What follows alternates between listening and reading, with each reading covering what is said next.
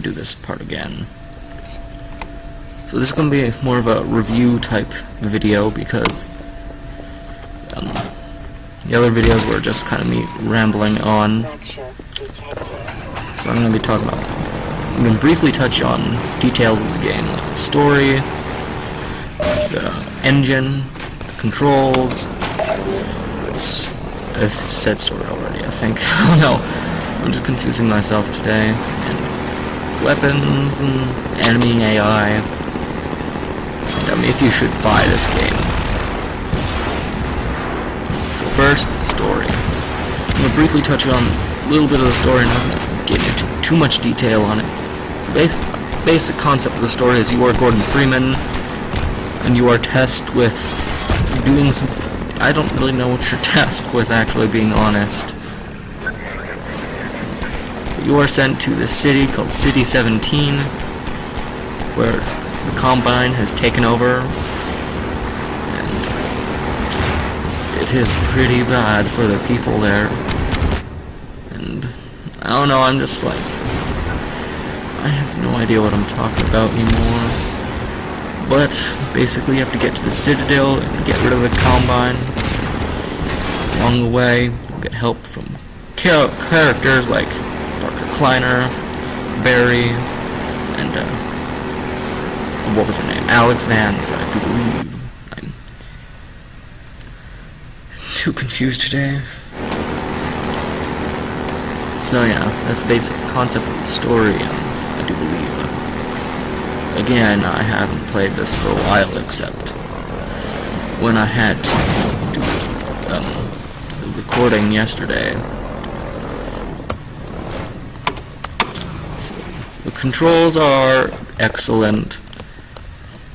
One bad thing is you do not have the option to use iron sight on any of the guns, except for it won't only be the iron sight, the scope, crossbow. So I forgot to talk about the crossbow last time I tried recording the video.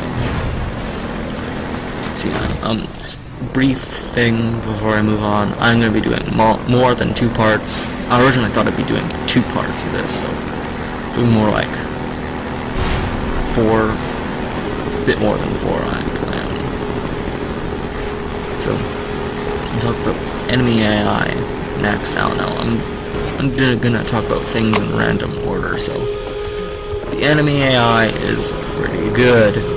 They use cover, they throw grenades. Not they just, I don't know, I'm just talking weird.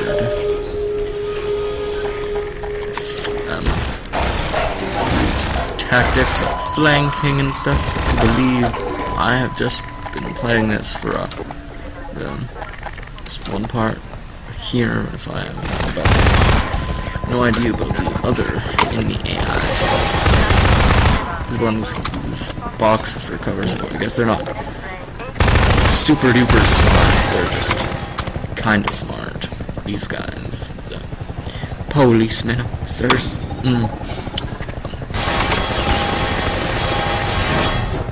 Yeah, I still think though, despite these guys just kind of standing around somewhat behind things, but standing around, well, at least they move, sometimes. Valve does a great job with their games, like, really any of their games are really good. Like the original Half-Life was pretty good as well.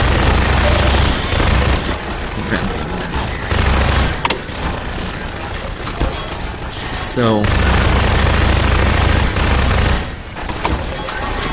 yeah, the models of everything in the game is pretty good. The destruction of boxes looks pretty good. The physics of this game are pretty good. Dang it, I missed a jump.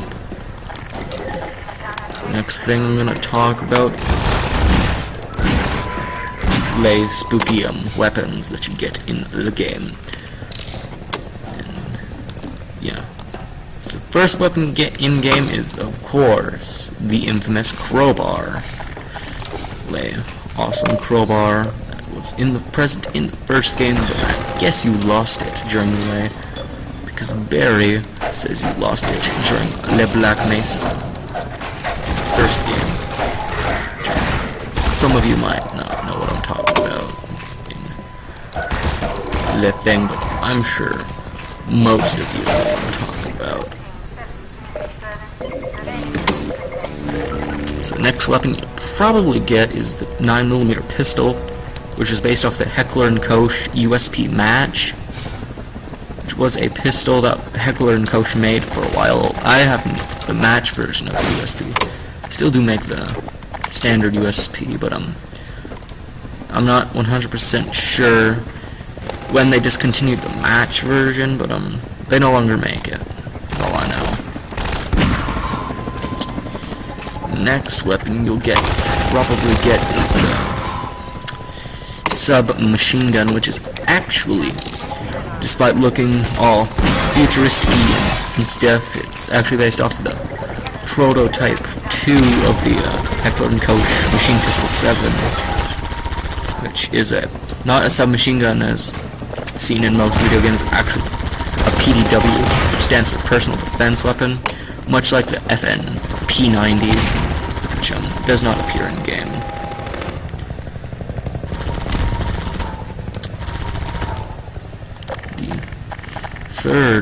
The fourth weapon, I think I might have said second for when I was talking about the submachine gun, is of course the 357 Magnum, which I also have no idea when HK started making the MP7, so I'll have to look it up. I'll probably put that in text at the bottom of the spooky screen. So, the 357 Magnum in-game is based off of a 6-inch Colt Python with a stainless steel barrel, and just metal and stuff, and black combat grips. The Colt Python was made in 1957, I believe. I could be wrong. If I'm wrong, I'll just put the actual date in the description. I do believe 2004. Now, Colt Python is rated one of the best magnums in all of existence. Well, not one of the best magnums in revolvers. They're adored by many gun people. I like it a lot, so if I could buy one, I would buy one. But enough of things I want to buy. So yeah, not sure in the specific order of what weapons I get. Next, wait. So the next weapon I get is the gravity gun, which is I'll probably put a picture of that on the screen as I play for this episode because I don't have it yet. If I get it, I won't. Gravity gun helps you pick up objects and throw them at enemies, like saws. You can pick up tables, crates. The next weapon you get after that, I do believe, is the Spot 12, of course, your spoopy shotgun. Yeah, I said spoopy instead of spooky, I know. Don't patronize me. Which is an Italian pump-action and semi-automatic shotgun. It was made by Franchi during the dates of 1979 all the way up until the year 2000. Production ceased. Which two odd things about it is the shotgun in Half-Life 2 appears to have the model of 8-round tubular magazine when it only has 6 rounds in game. Another odd thing about it is that you can fire both barrels, which is odd because the other barrel is actually just the magazine tube. So you're just kind of firing, I guess, 2 rounds somehow out of one barrel, or maybe even just one of the mag tube, which is pretty odd, and I don't know why they made that choice.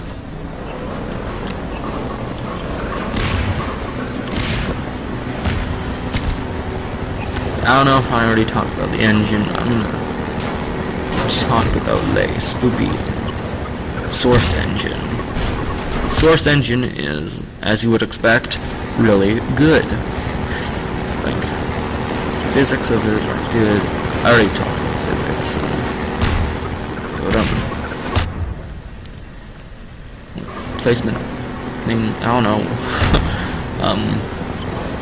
It is just a really good engine, and you can make a lot of great games with it. Like, one that comes to mind is Gary's Mod, well, another game besides Half-Life 2, and all these Source versions of things like Counter-Strike and Day of Defeat were really good. Am I going the right way? I got turned around, but whatever.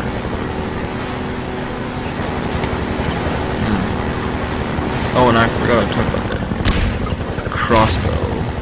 But you know, the crossbow is the crossbow.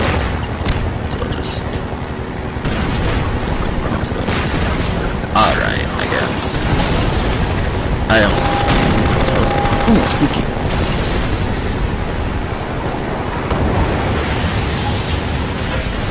Oh dang it. Wasn't fast enough. I didn't get to go fast. Ooh, I'm getting stuck on everything. So the vehicles in game are pretty good. And this is say I'm sorry about my weird review on this Half-Life 2. I just kind of thought I'd do a review on short notice. I don't really have like a script I can follow. It was just kind of me trying to think of things. I think the game was released in 2004. I'm not 100% sure on that, but if it was released in around that time, the graphics are probably excellent. Probably one of the best, just one of the best first-person shooters of all time. And it's loved by many, and Valve, we're still waiting for Half-Life 3. But whatever. Would I recommend this game?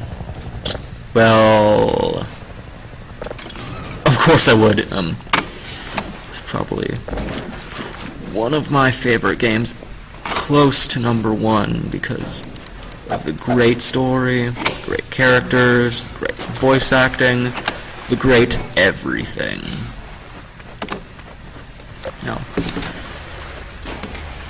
what kind of people would... Now, if you're a fan of just kill everything kind of first-person shooters, this game might not be for you. I mean, it probably will be, though. I don't know.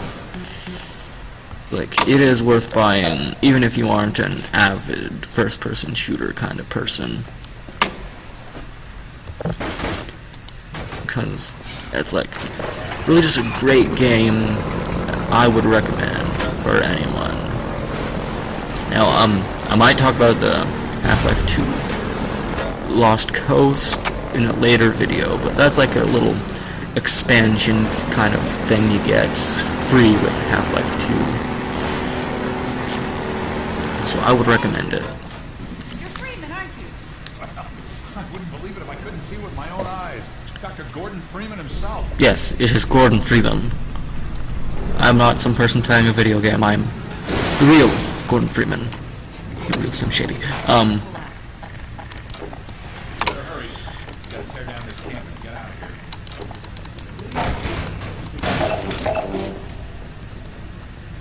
So is this better than the... would I call this better than the original Half-Life? That's hard to say, because the original one is also quite classic. Ooh! Magnifying glass. So, if you're gonna buy it, should you get any other games? Well, if I was gonna get this game again, because I ended up buying it twice, I gave my other copy to a friend. Well, not my other copy, I got first I just bought this game, then I bought the orange box, which has this, and also, I mainly bought the orange box so I could get the other episodes of Half-Life 2. Yeah, I'm not gonna talk much about the orange box. I might do a complete review in the future. Again, this is on mites, so. Ooh. How's it gun?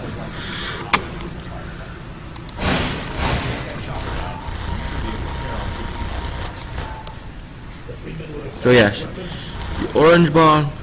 So yeah, if you're gonna get Half-Life 2, just get the orange box because it's not much more, and you get a lot of other games like TF2 and Portal and the other episodes of Half-Life 2.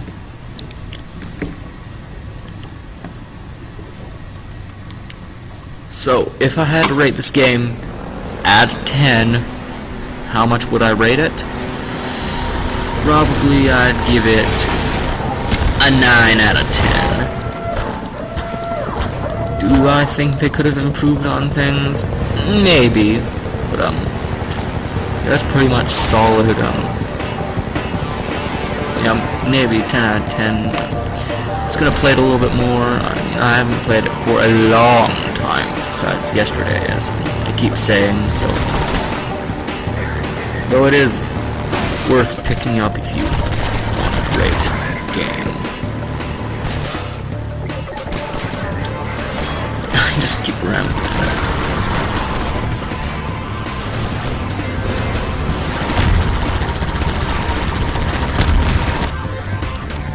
So, I guess I might touch briefly on some more things, but I'm mainly now just gonna talk about I'm not gonna talk about random again. I'm gonna talk about more of what I'm doing currently. Well, those barrels. Keep good. It's gonna make some jokes in the video of the Half-Life 2. I don't know, maybe I had some jokes before, but I'm focusing on the here and the now.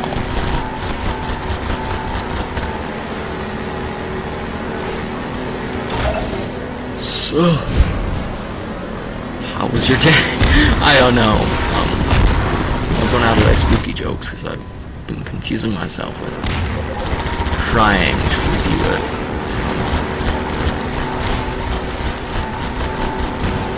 I don't know, I guess I'll talk about favorite level of the game.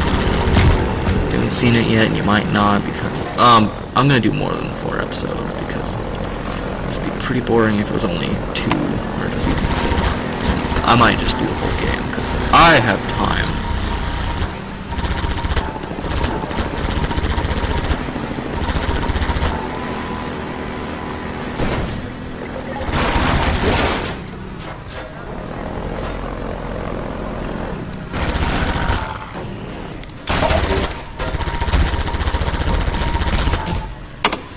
We got the turkeys. Have I been here before? Ever? Lambda Locator. Spooky. Oh wait. I don't know if I already told you this, but maybe in a different episode or maybe earlier in this episode, but my most used weapon. I might have talked about it in the episode that didn't get recorded, but my favorite weapon to use is probably the SPOS 12. Of course. It is my favorite shotgun of all time. Too bad it's a prohibited firearm in Canada.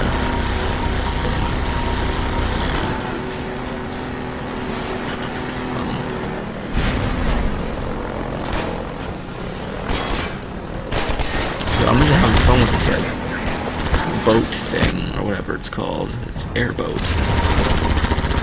It's spooky. And if it was a real thing, I would probably buy it and use it for my own nefarious purposes. I haven't saved in a while. Quick saves.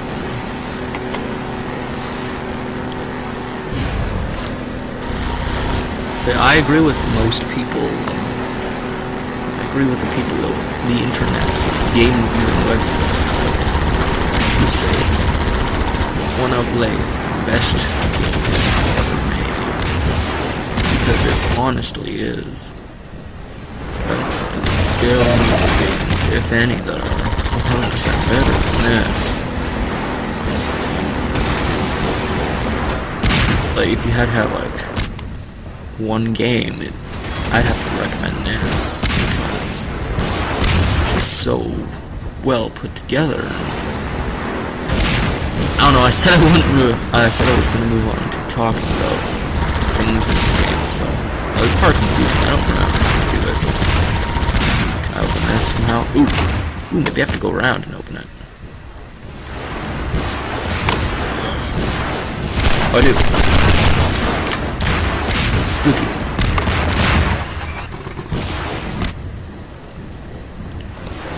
So yeah, I talked about how the game works, the engine briefly, and other things, stuff. I don't know, I'm trying to focus more on the game, so that's why I'm rambling, much like my other videos. So, it is, like, so spooky. No, I can't remember where to go.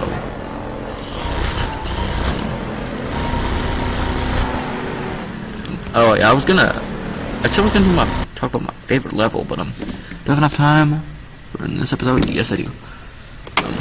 Probably my favorite episode or level of the Half-Life 2 is the Ravenholm one, where it's like zombies and like crazy monk or whatever he was, Father Grigori, I think. I don't remember how you say it, but it's like lay spooky.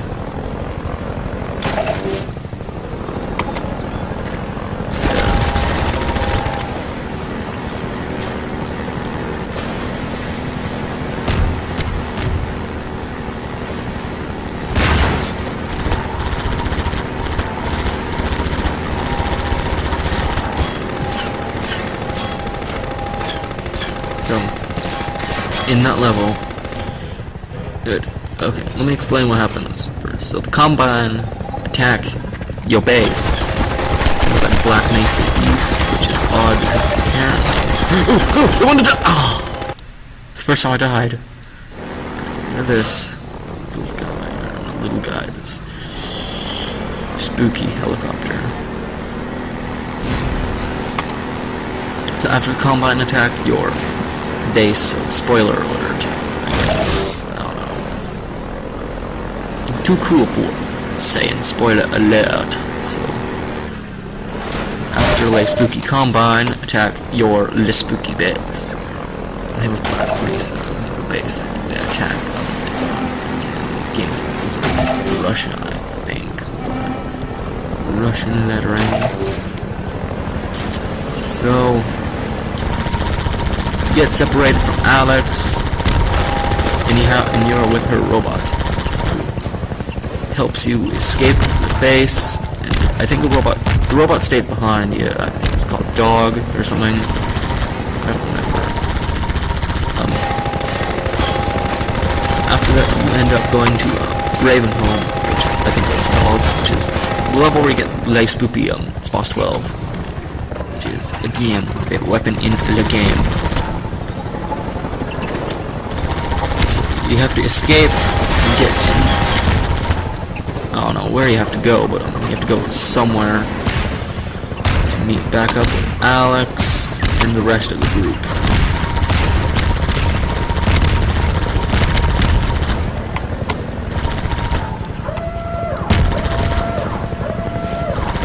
So then you end up running into a lot of zombies. Again, this crazy monk priest guy or whatever, again named Father something or other, Grigori, I don't know if it's a G or a D, but yeah, he's hilarious. I can't remember some of his lines, like, I don't want to spoil them for if I get to that level soon, and like, you'll get to hear like spoopy lines. Yeah, It's like my favorite level because of the mine, all the traps. Oh my god, the traps were so awesome to use, and it was 10 out of 10. IGN would play again. So, oh, I never talked about the sounds, did I? Sounds in game are amazing. Wes, that was hilarious. I guess I don't know. Maybe not to you, but I'm kind of just sitting around. I'm confusing myself, so I can find anything hilarious at the moment. Yeah, when you're alone playing video games for a long time, you start trying to think of funny things that aren't very funny, but you think are funny when you're alone. But then you realize it and you put it on YouTube. People might not think it's very funny. So it's kind of me just talking about random things I liked in Half-Life 2 and with gameplay. So if the video, hopefully this video gets like, oh damn it,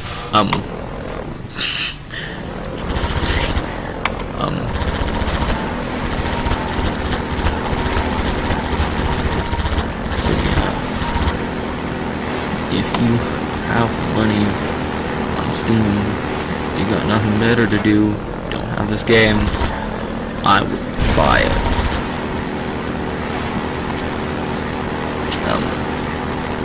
So just, how much more time do I have to? 4 minutes. Yeah, I'm trying to keep these from like around 30 minutes each, just to not bore the living like crap out of you people. So light turned off. So I guess enjoy if I talk randomly, enjoy that, and enjoy the rest of the gameplay. If it doesn't record the screen, that'd be pretty sad.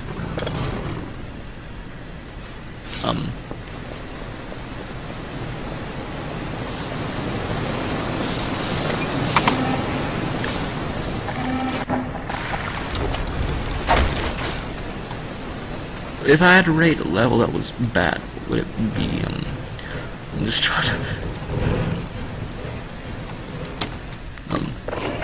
make this video so it's not going to be boring right now, so it would be, probably be the first level when you don't have anything, or it would probably have to be the one level with the, what were they called, the weird things that were in the sand. I don't remember. No, it wasn't head crabs. There's weird things though. Zombies. I'll have to get back to you on that. Ooh! Oh, it's like James Bond right now. Too spooky.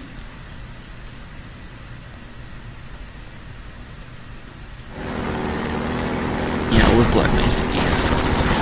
Oh, all the glory is going to be impressive. Yeah. Lambda. Ooh, it's so spooky music. And, yeah. It's too spooky, in fact. We've got something. It's human. Human. Hello? Take it easy in there. You're safe now. I'm a human. We have the scanning process. We can't take any chances. Yes, but I am a human. Dr. Freeman? Gordon Freeman? Is that you? No, You stayed here this it's a close to looking 15-year-old kid who's playing Half-Life 2. I'm Dr. Mossman, Dr. Judith Mossman.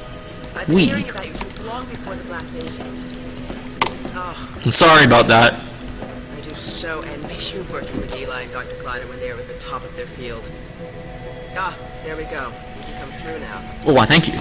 I will come through. Bruh. Take you down to Who's this? I must know who you are. Okay, good to know me. Thank you. my friend? My best friend? Dr. Mossman's waiting for you. Will you be my best friend, though? Okay, thank you.